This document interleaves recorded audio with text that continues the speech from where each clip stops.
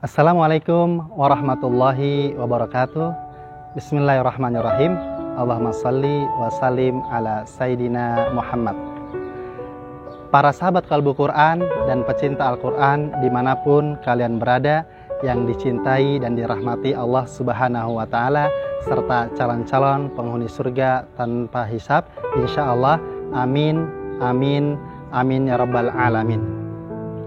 Agama Islam mengajarkan kepada kita untuk menjadi muslim moderat, sebagaimana Allah Subhanahu wa Ta'ala berfirman di dalam Quran surat Al-Baqarah ayat 143. A'udzu billahi minasy syaithanir rajim. Bismillahirrahmanirrahim. Wa kadzalika ja'alnakum ummatan wasata. Yang artinya, Allah Subhanahu wa Ta'ala menciptakan manusia untuk menjadi muslim moderat. Muslim moderat adalah seorang muslim yang dalam beragama berada di tengah-tengah antara ifrat, berlebih-lebihan sehingga mengada-ngadakan yang baru dalam agama, dan tafrid, mengurangi ajaran agama. Jadi seorang muslim yang moderat adalah seorang muslim yang selalu berada di tengah-tengah, tidak ifrat dan tafrid. Ada dua faktor yang menghalangi untuk menjadi muslim moderat. Faktor yang pertama adalah fanatik buta. Apa yang dimaksud dengan fanatik buta? Ta'assub. Fanatik buta adalah ketika seorang muslim mengikuti pendapat syekhnya, pendapat gurunya, ustadznya, kiainya, habibnya, bahwa pendapat gurunya itu yang paling benar, selain gurunya salah. Bahkan sampai mensucikan bahwa gurunya ini paling benar, paling suci, selainnya salah. Bahkan sampai mengatakan selain gurunya sesat, bahkan sampai memfastikan, bahkan sampai ke level kafir. Nah, itulah faktor yang pertama, yaitu fanatik buta. Begitu juga menganggap bahwa mazhabnya itu paling benar, selain mazhabnya itu salah, sesat. Begitu juga menganggap kelompoknya itu paling baik dan benar, selain kelompoknya itu salah, sesat. Itu faktor yang pertama.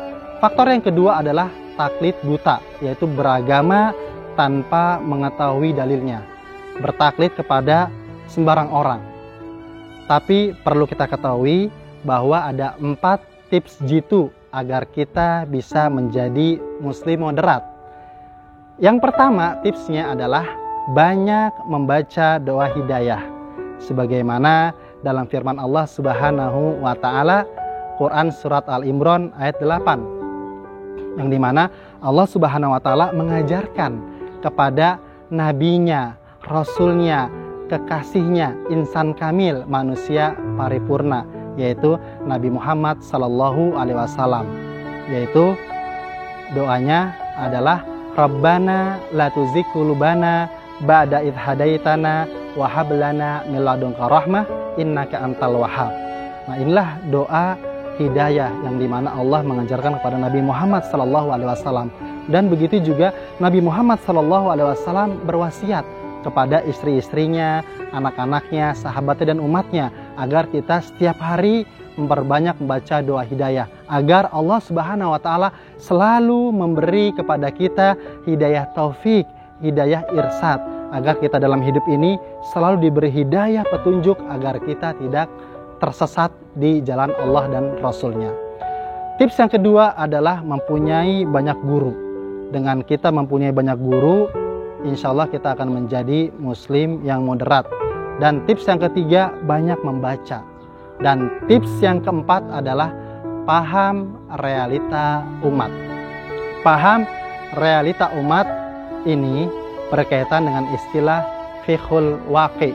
Fiqhul waqi adalah penguasaan, pengetahuan, dan pemahaman tentang kondisi kekinian dan realitas kontemporer, baik secara internal umat Islam maupun secara eksternal umat non-Islam yang meliputi aspek-aspek kekuatan dan kelemahan, kelebihan dan kekurangan, dan faktor-faktor yang melatar belakanginya.